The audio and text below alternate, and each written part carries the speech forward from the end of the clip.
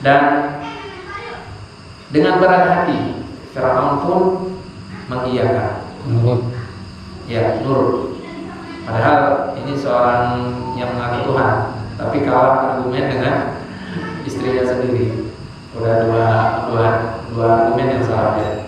Yang pertama percaya pada paranormal, Tuhan percaya pada dukun. Setelah itu kalah argumen dengan istri sendiri, seperti itu. Nah, aneh.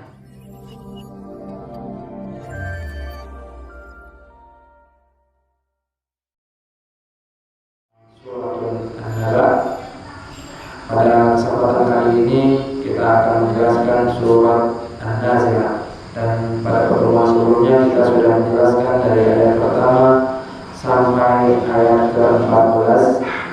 Maka pada pertemuan kali ini kita akan melanjutkan pembahasan kita dari mulai ayat 15 sampai seterusnya.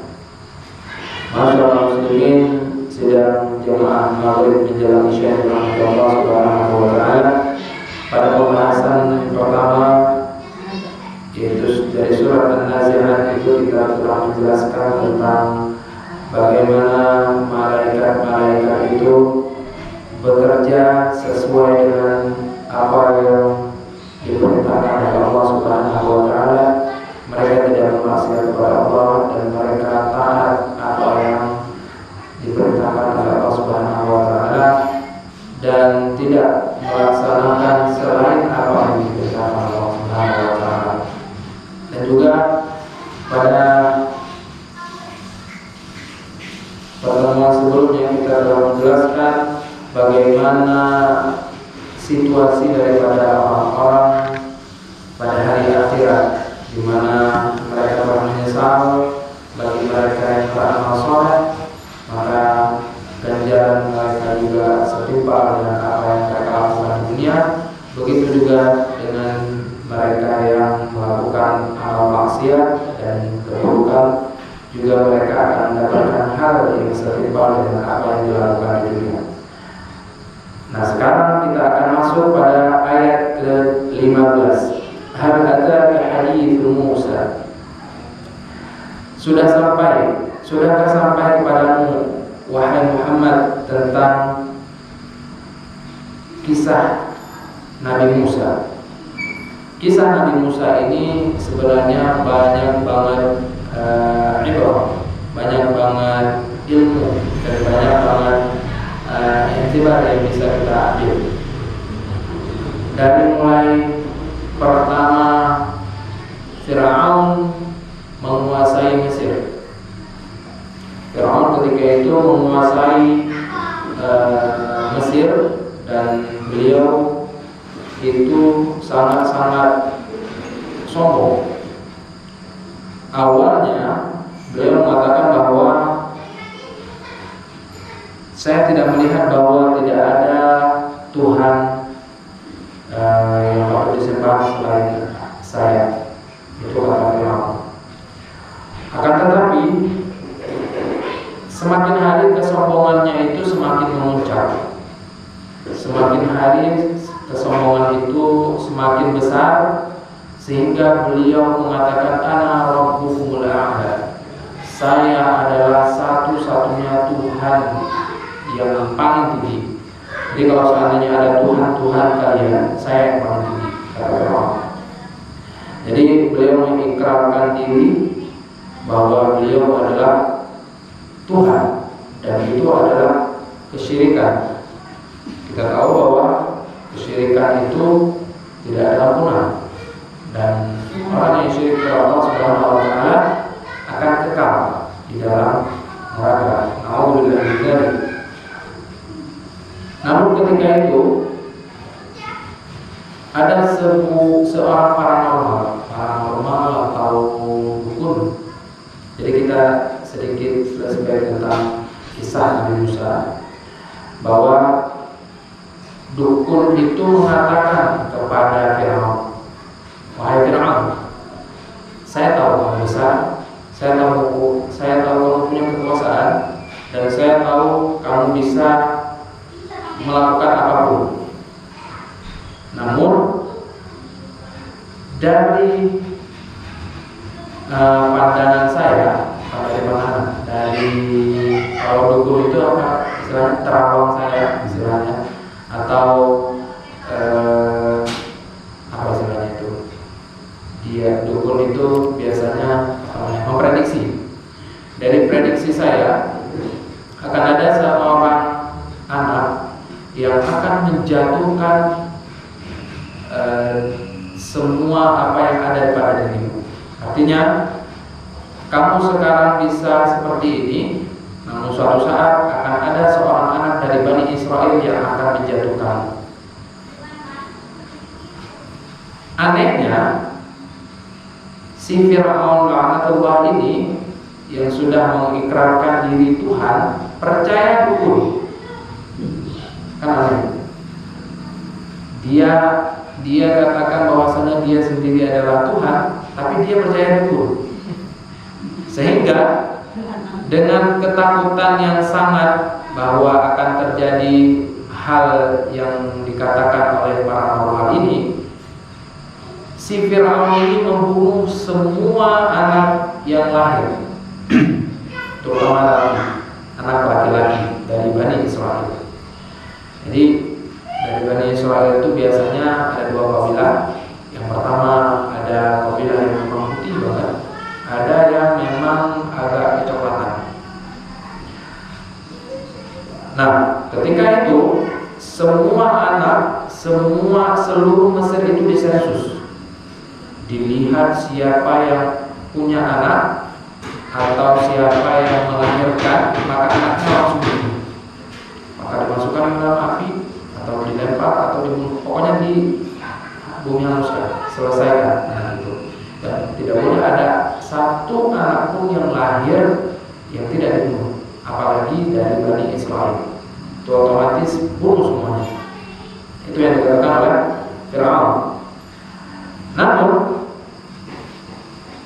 apa yang dilakukan oleh makar manusia atau apa yang dilakukan oleh pemikiran manusia beda halnya dengan apa yang dilakukan oleh makar Allah Subhanahu wa taala. Wa makaru wa makar Allah, Allahu khairul makirin. Mereka melakukan siasat, Allah juga punya siasat. Seperti itu. Mereka membunuh semua anak-anak yang lahir, tetapi anehnya ibu daripada Nabi Musa ketika hamil itu tidak kelihatan. Maksudnya kayak orang gak hamil, perutnya itu gak terlalu besar, sehingga ketika lahir Nabi Musa tidak ada orang yang mengetahui. Dan akhirnya itu tidak seperti anak-anak biasanya. Kalau anak-anak biasanya lahir nangis dan lain sebagainya, setelah itu dicari nangis dari siapa itu ibunya. Oh, ini anak ibu, iya. Ini jenis kelaminnya apa? Laki-laki. Bawa sini, silakan, langsung diselesaikan. Tapi ketika itu ibu daripada Nabi Musa selamat dari semua penjagaan. Ternyata Allah Subhanahu wa taala menjaga, dan ketika itu juga Allah mengilhamkan kepada ibu daripada Nabi Musa untuk dihanyutkan, istilahnya itu biarkan dia itu dihanyutkan ke sungai, tapi bukan istilah dihanyutkan itu ditenggelamkan, bukan.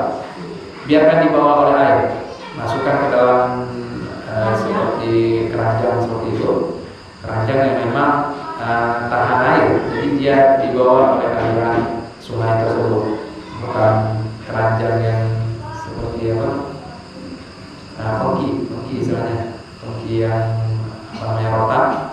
Jadi kan kalau seandainya pengki rotan itu masuk air udah selesai tenggelam. Ini enggak, memang bagus terbuat dari kayu sehingga Nabi Musa bisa selamat. Nah, kekuasaan Fir'aun itu juga terdiri dari sungai. Jadi istri Fir'aun atau orang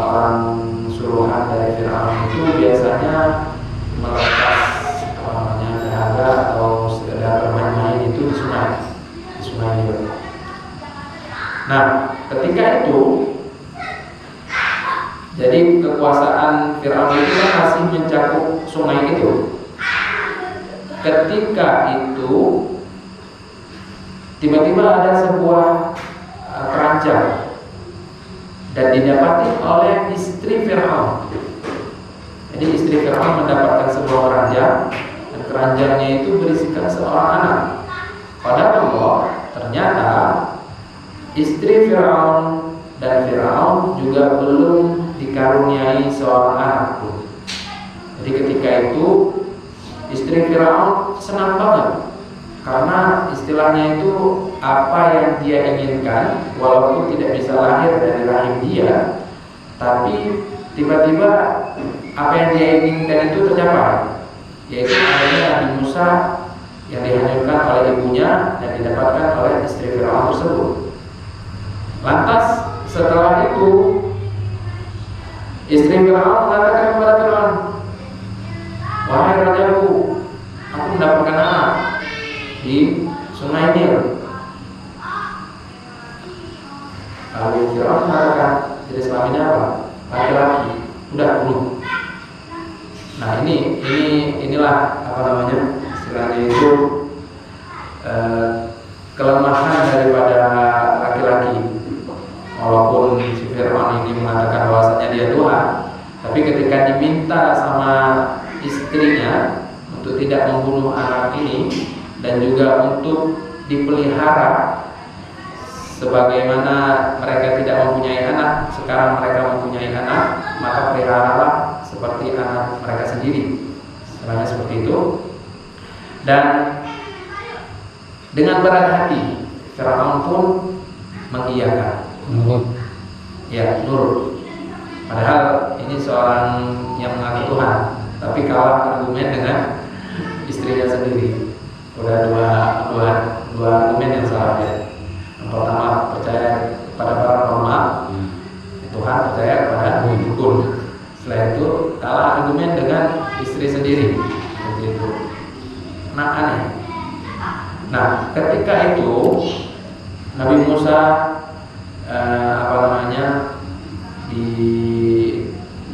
disusui. Tapi anehnya Nabi Musa tidak mau disusukan.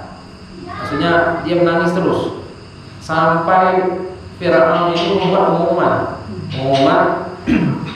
untuk wanita-wanita yang ada ini untuk menyusui anak ini. Karena sebelumnya dia membunuh anak-anak, tapi karena istrinya yang minta, akhirnya si Fir'aun ini nurut. Semuanya tidak ada. Nah, paginya itu dihanyutkan ke sungai. Sorenya ketemu lagi. Yang pada rumah. Sorenya ketemu lagi dengan ibunya sendiri.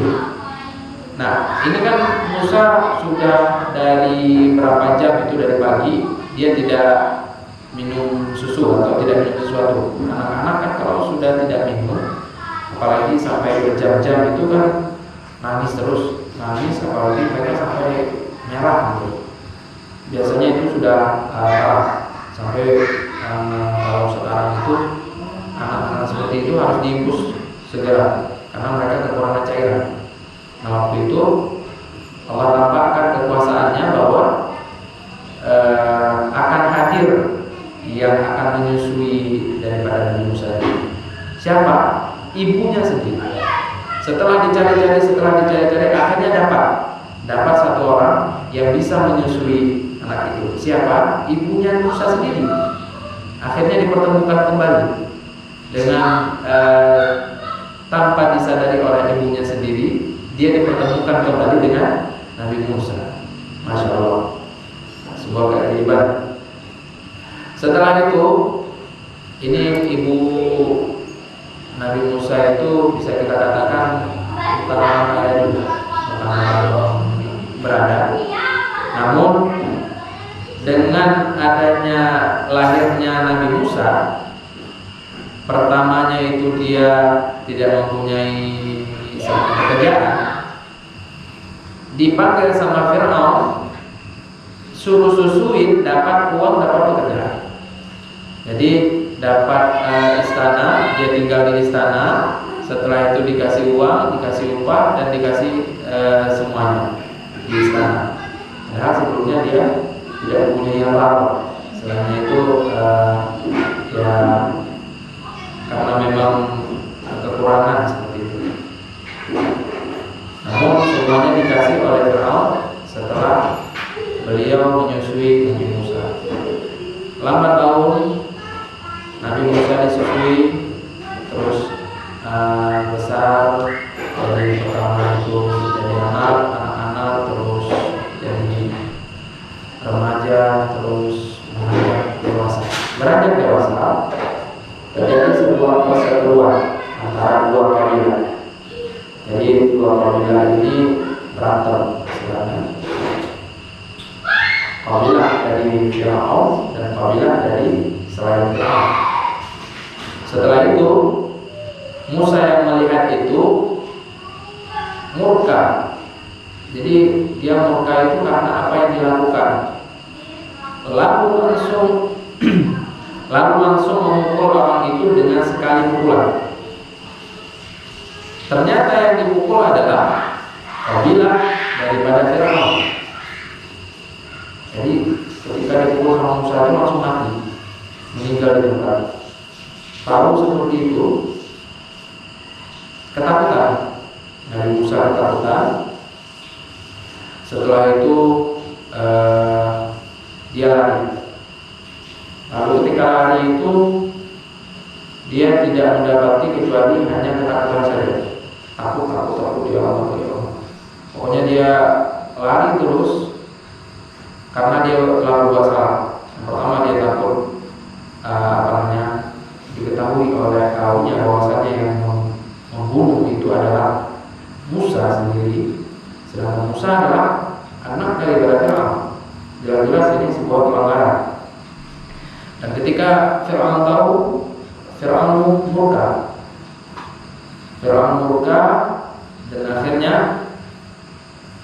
Firaun mencari di mana Musa. Dan pada ketika itu Musa keluar daripada kota, jadi keluar daripada Mesir itu untuk mencari tempat aman.